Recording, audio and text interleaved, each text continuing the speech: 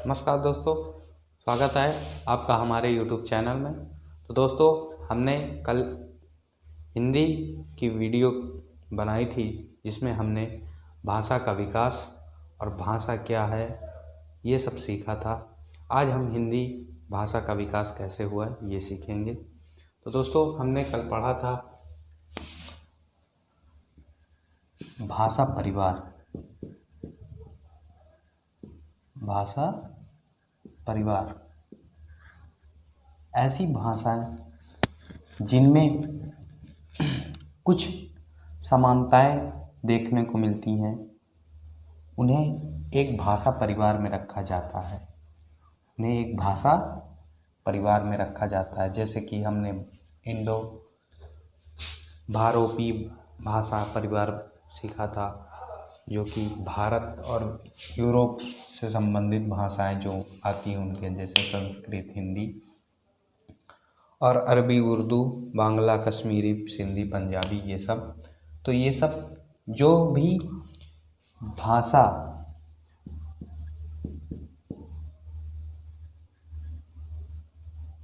में कुछ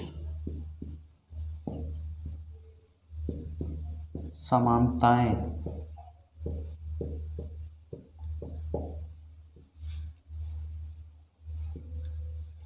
मिलते हैं,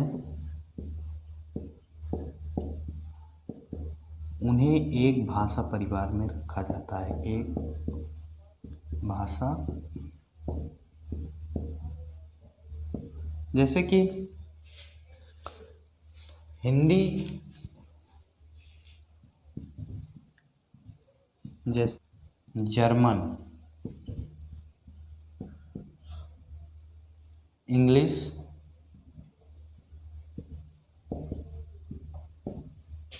और हमारी लैटिन भाषा।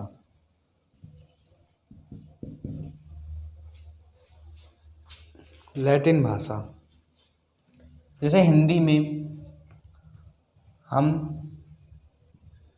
माता कहते हैं, और इसी तरह हम जब जर्मन में मुटर कहते हैं माता को, और इंग्लिश में मदर कहते हैं। लैटिन में हम उन्हें मातेर। तो यहाँ हम लोग देख रहे हैं इसमें समानताएं, जब उच्चारण करते हैं इनमें कुछ ना कुछ मतलब समान, माँ की आवाज़ आ रही है हर में, जैसे माता, मुटर, मदर, मातेर, यानी इसमें समानताएं, उच्चारण करने में, प्रोनाउंसिएशन करने में समानताएं पाई जाती हैं। तो ये इससे हमें पता चलता है कि ये एक भाषा परिवार की, इससे हमें ये पता चलता है कि ये एक भाषा परिवार की ये भाषाएं हैं। तो दोस्तों, आज हम पढ़ेंगे हिंदी भाषा का विकास। दोस्तों, हिंदी भाषा का विकास आज हम पढ़ने वाले हैं कि हमारी हिंदी भाषा का विकास कैसे हुआ। तो दोस्तों, हिंदी भाषा का विकास हमारी आदि जननी, यानी हिंदी भाषा का विकास आदि जननी संस्कृत से हुआ। जो संस्कृत से पाली का विकास हुआ। पाली भाषा, गौतम बुद्ध ने इसी भाषा में अपना उपदेश दिया था, पाली भाषा। फिर उसके बाद हमारा प्राकृत भाषा, जिसमें जैन साहित्य, महावीर स्वामी ने उपदेश इस भाषा में दिए थे, जैन साहित्य। फिर अपभ्रंश, इनसे क्या हुआ, अपभ्रंश, आगे अपभ्रंश,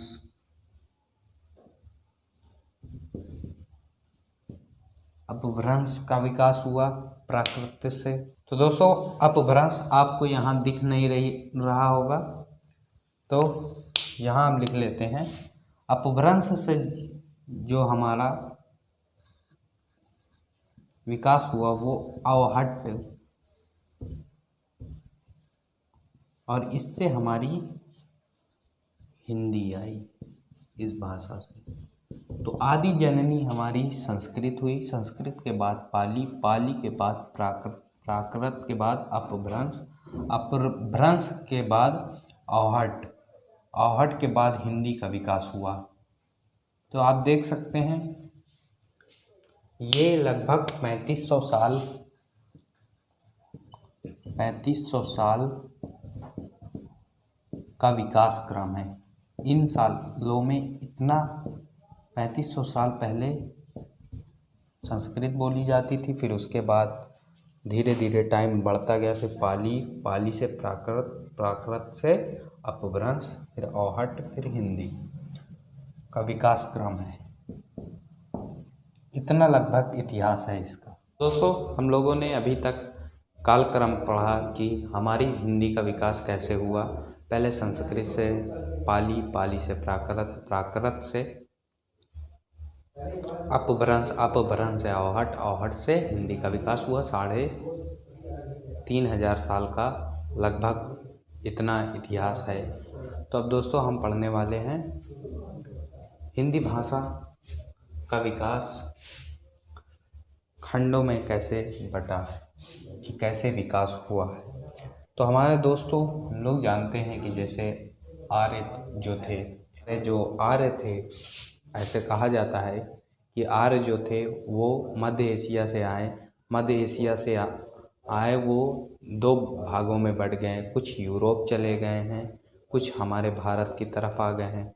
तो इसीलिए जो भी भाषाएं थी हमारी, जैसे वो जो यूरोप की भाषाएं हैं और ये हमारी भारत की भाषाएं, ये इसीलिए सिमिलर हैं, इसीलिए इन्हें भारोपी भाषा परिवार में रखा गया है। तो हम इसको हम अलग से कालक्रम में खंड करके पढ़ेंगे कि हिंदी भाषा का विकास कैसे हुआ। हिंदी भाषा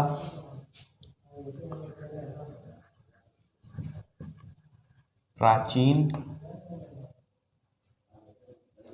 भारतीय आर्य भाषा,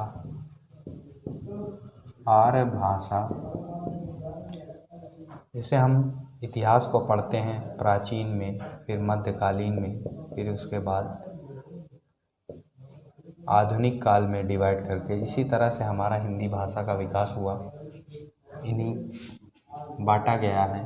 प्राचीन भारतीय आर्य भाषा ये लगभग 1500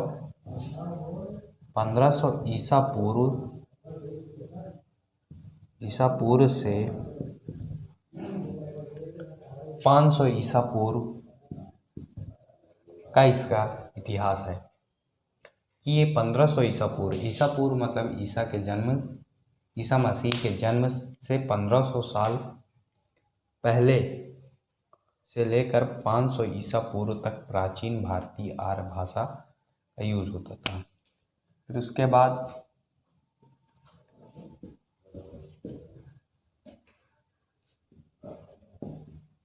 मध्यकालीन आर्य भाषा, फिर इसका तीसरे में डिवाइड किया गया है हमारा आधुनिक आर्य भाषा।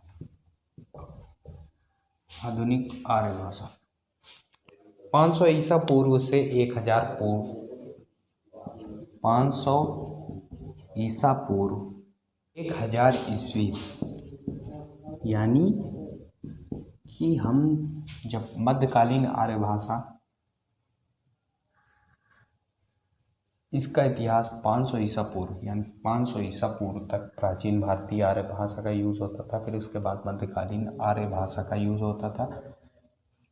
अभी हम आपको बताएंगे कि प्राचीन में कौन सी भाषाएं का यूज़ होता था, फिर उसके बाद मध्यकालीन में क्या यूज़ होता था, फिर आधुनिक में क्या बताएं। 500 ईसा पूर्व से यानी ईसा मसीह के 500 वर्ष पहले, जन्म होने से पहले, और फिर 1000 ईस्वी तक यानी 1000 ईस्वी तक मध्यकालीन आर्य भाषा का यूज़ हुआ हमारे देश में। 1000 से ईस्वी तक, यहाँ तक तो मध्यकालीन आर्य भाषा का यूज हुआ। फिर उसके बाद 1000 ईस्वी से अब तक आधुनिक भाषा का यूज हुआ। तो इन कालक्रमों में हम इसको खंडित करते हैं। दोस्तों, हिंदी भाषा का विकास कैसे हुआ ये समझेंगे। मैंने इसे लिख लिया है ताकि आपको समझाने में आसानी हो। दोस्तों, इन्हें 3 भागों में बांटा गया। हिंदी भाषा का विकास कैसे हुआ? प्राचीन भारतीय आर्य भाषा, जो हमारी आर्यों की भाषा थी, उसको कहते हैं आर्य भाषा। उसका कालक्रम है 1500 ईसा पूर्व से लेकर 500 ईसा पूर्व तक। फिर उसके बाद हमने मध्यकालीन आर्य भाषा को बांटा, जो 500 ईसा पूर्व से 1000 ईस्वी तक, ईसा पूर्व ईस्वी तक 1000। आधुनिक आर्य भाषा को 1000 ईस्वी से अब तक, जो अभी तक यूज हो रहा है आधुनिक आर्य भाषा, वो अब तक 1000 ईस्वी से अब तक। तो दोस्तों, हमने जो प्राचीन भारतीय आर्य भाषा, ये 1500 ईस्वी से 500 ईस्वी पूर्व तक इसका इतिहास है। 1500 ईस्वी पूर्व से 1000 ईस्वी पूर्व तक ये वैदिक संस्कृत का यूज़ होता था उस टाइम पे, जिसमें हम जैसे वेद, यानी वैदिक संस्कृत मतलब वेद, जो हमारे वेद पुराण लिखे गए इन्हीं भाषाओं में लिखे गए, जैसे कि ऋग्वेद और श्लोकों के गायन में इसका यूज़ होता था। और 1000 ईस्वी पूर्व से 500 ईस्वी पूर्व तक लौकिक संस्कृत का यूज़ हुआ।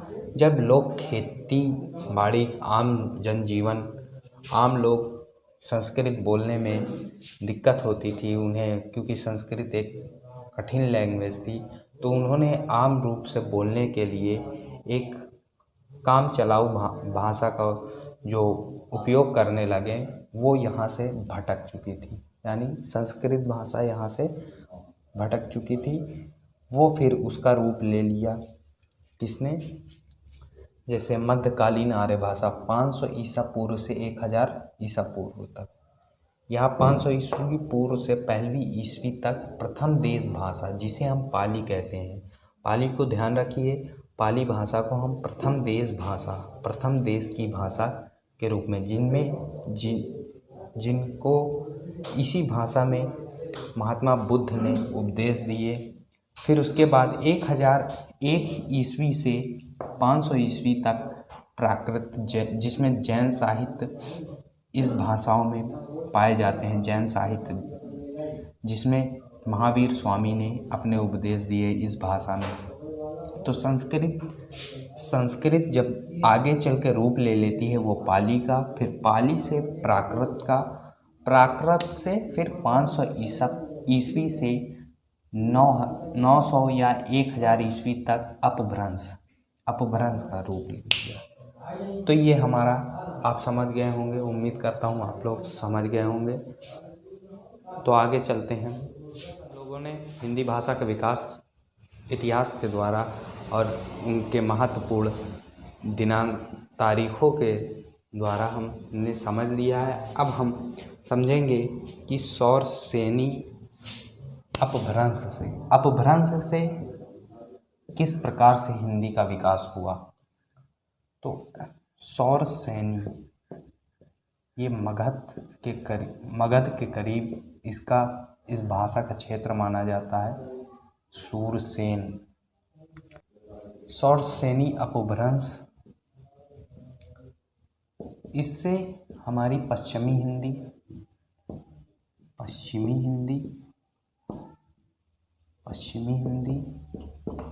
इस अपभ्रंश से पश्चिमी हिंदी, गुजराती। हेलो दोस्तों, स्वागत है आपका हमारे YouTube चैनल में। कल लाइट जाने की वजह से पढ़ा नहीं पाए, वहीं तक रह गया था। तो हमने कल बताया था कि 900 साल या 1000 साल ईस्वी तक अपभ्रंश का विकास हो गया था। सौरसैनी अपभ्रंश से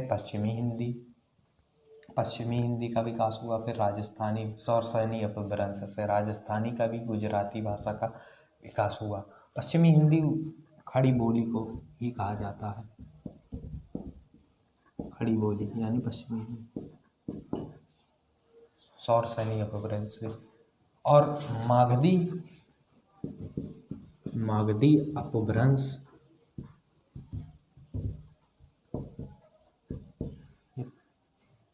मागधी अपभ्रंश से हमारी बिहारी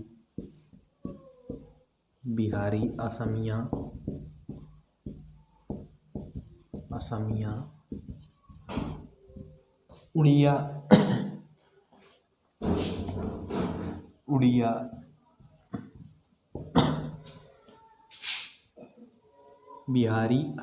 उड़िया बांग्ला जैसी भाषाओं का विकास हुआ। सौरसैनी अपभ्रंश से पश्चिमी हिंदी, राजस्थानी, गुजराती और मागधी अपभ्रंश से बिहारी, असमिया, उड़िया और बांग्ला भाषाओं का विकास हुआ। पहला, दूसरा,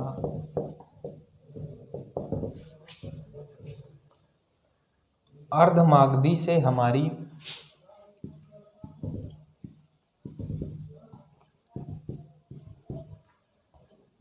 अर्धमागधी अपभ्रंश से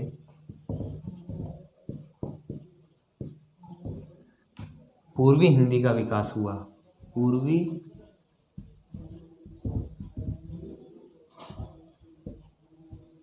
हिंदी का विकास हुआ।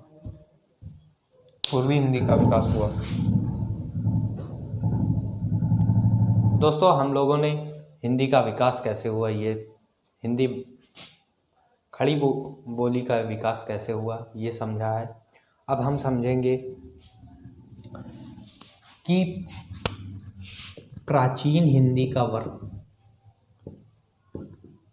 हिंदी समय कितना, मध्यकालीन हिंदी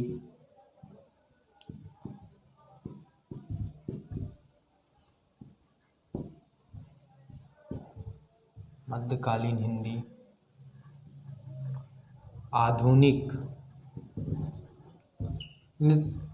जैसे कि हमारे इतिहास को 3 भागों में बांटा गया है, प्राचीन, मध्यकालीन और आधुनिक। इसी प्रकार से हिंदी का विकास का वर्ष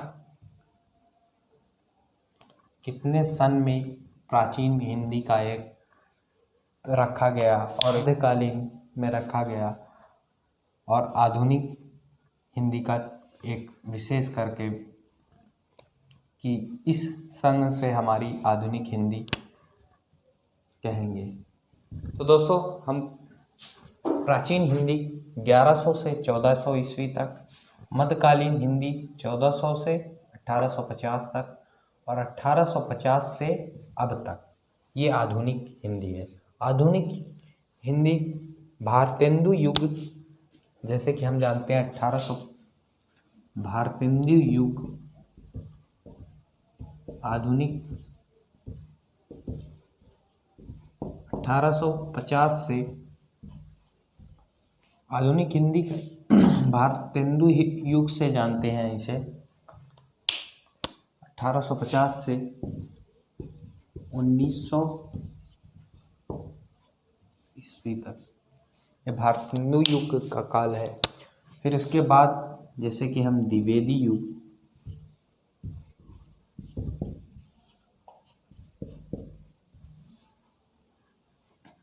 1900 से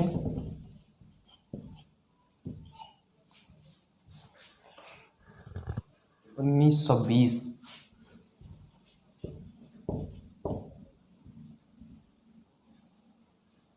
छायावाद युग,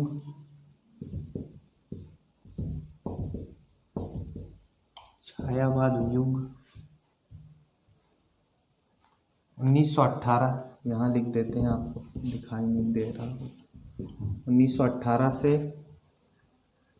1936 ईस्वी तक।